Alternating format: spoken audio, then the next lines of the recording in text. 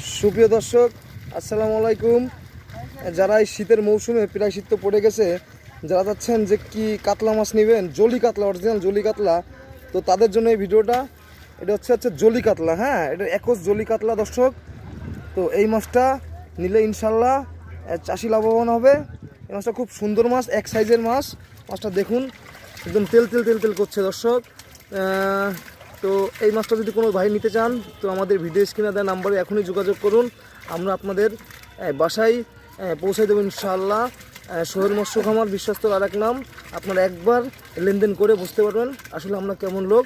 তো যদি কোনো ভাই মাছ নাও নেন, তাও আপনারা যদি ফোন দেন, ইনশাআল্লাহ আমরা পরামর্শ দিব। দর্শক, আমরা ব্যবসা হচ্ছে মূল সততা।